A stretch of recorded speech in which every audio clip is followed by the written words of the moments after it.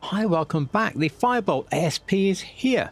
So today I'm going to build it, show you all the different real world colors because there weren't that many.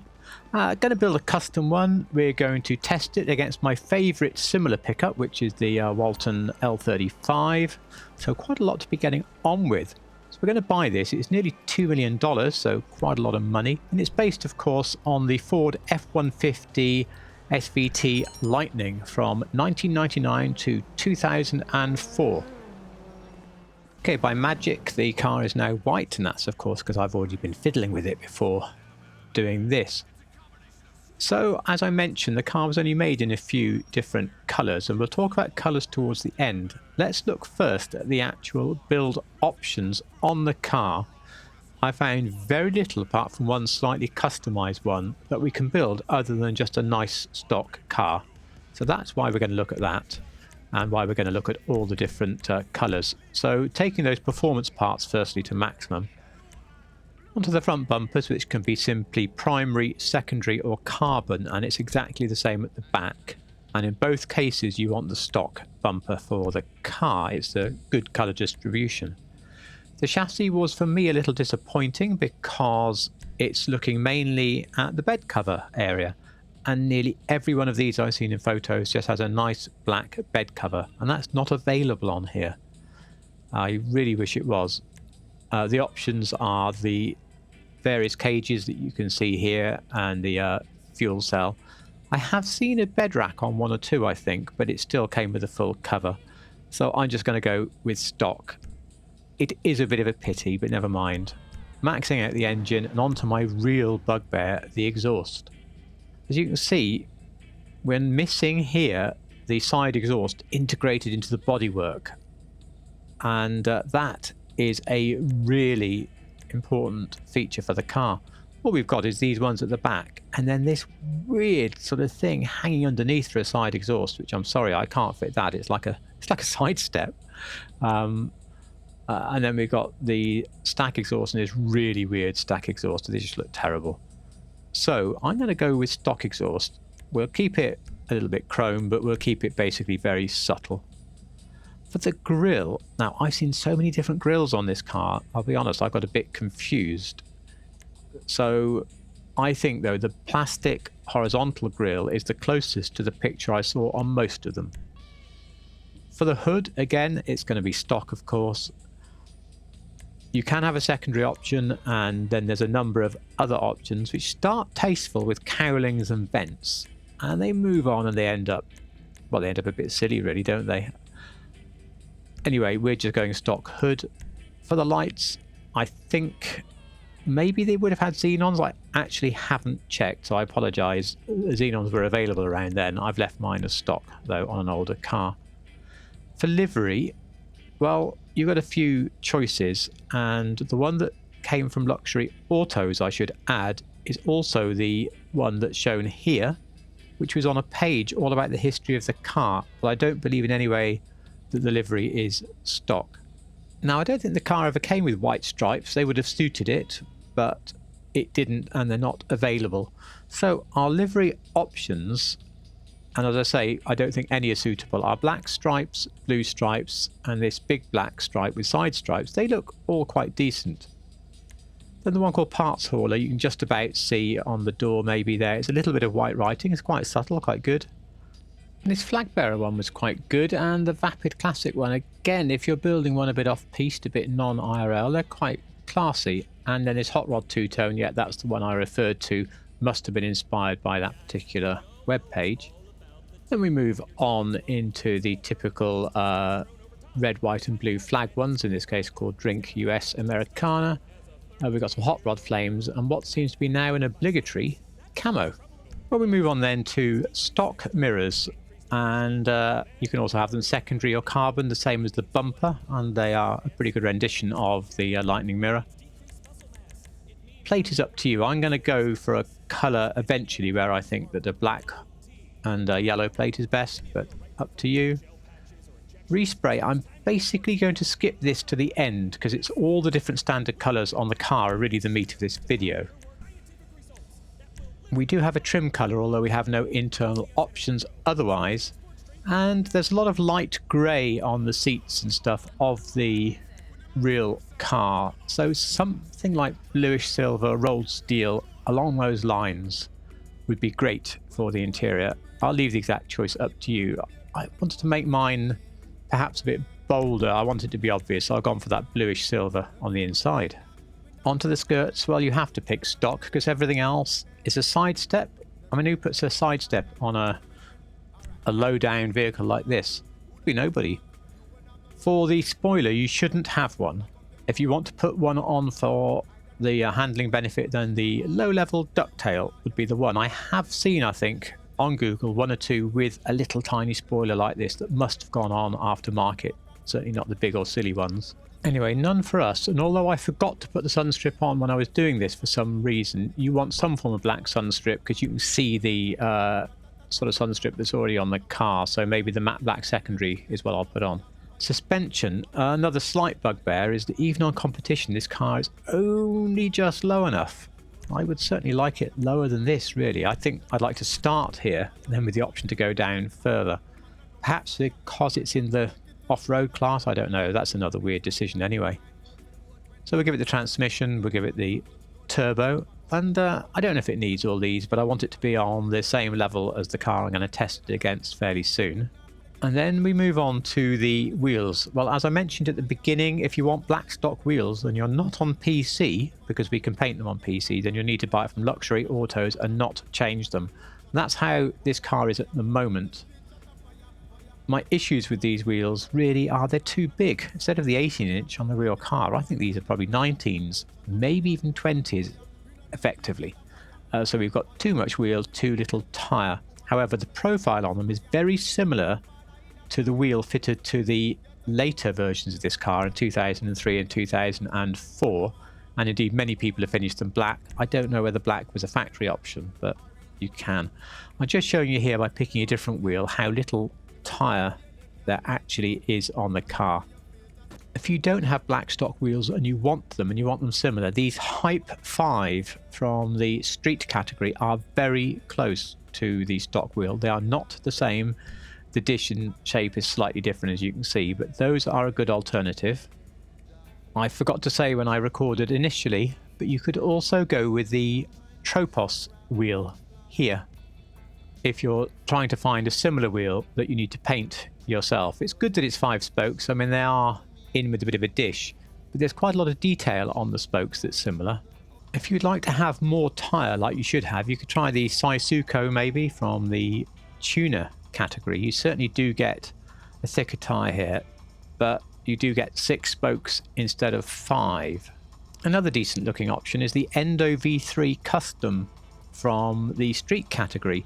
Now it's dished in and there's no dish on the real car, so the dish is completely wrong, but it does give you more tyre, and you know, you don't have a photo of the real car to compare to on your garage wall, so you might actually think these suit it quite well. I do.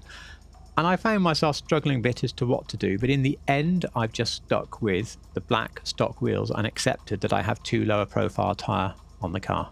So popping on then some bulletproof tyres and going down to window tints, and definitely they look pretty tinted on most photos I saw, so the light smoke is going on for the tint.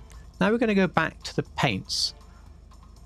The car was available in about 4 colours at launch. The first one was Oxford White, and you can very easily therefore just paint the car in a classic ice white. And of course, if you've chosen to have the wheels refinished in black like this, the white and black contrast looks pretty good. You could also pick the pure white version of ice white instead, which is a crude colour, and that's up on the screen, and that will give you the really bright white if you want that. The car was also available in black, so again, just paint the car in classic black or use the crew colour for pure black.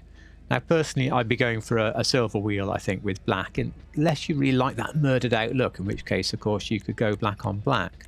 Now the third colour that the car was available with at launch was just a nice bright red. Now I've pictured here one on that was actually sold in the UK, so I could have had one, and I like the number plate as well.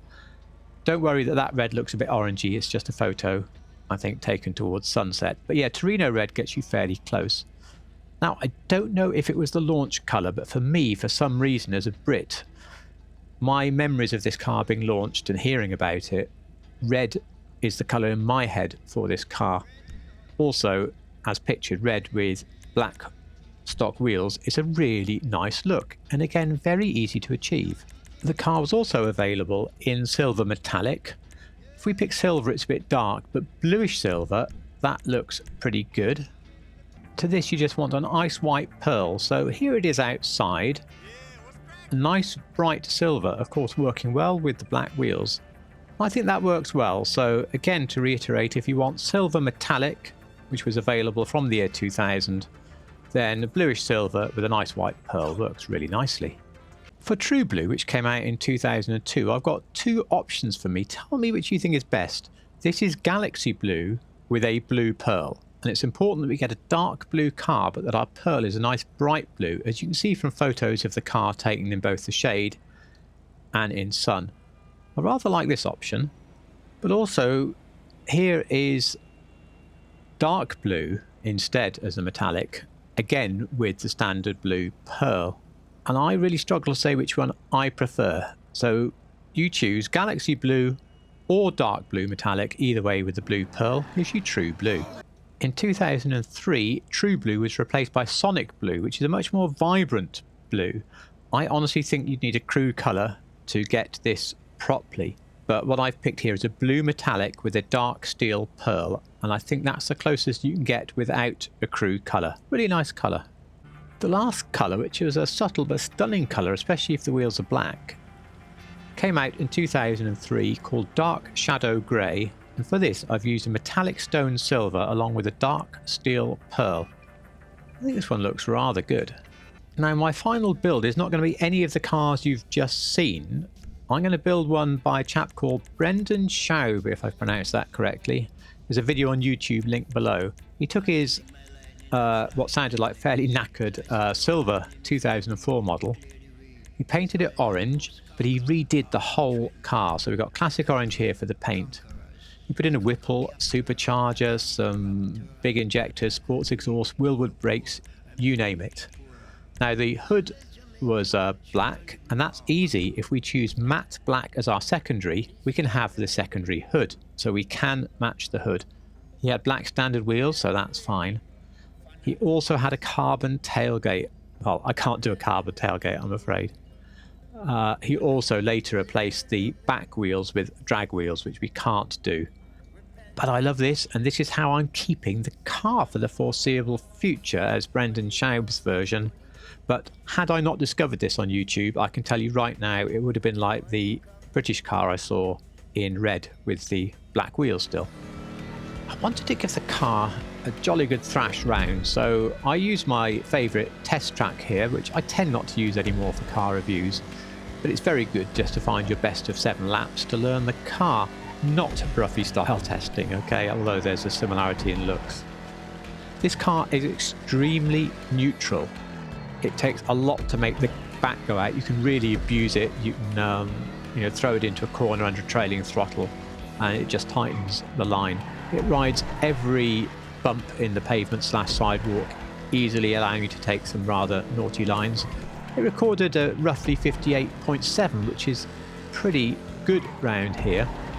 And the noise, I'm sure the real one sounds better, but the noise is not too bad. So overall I enjoyed driving it, but almost a bit too neutral, almost a little boring compared with the Walton.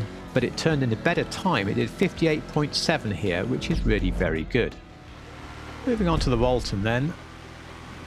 This car again rides the pavement / sidewalks like they're not even there at all.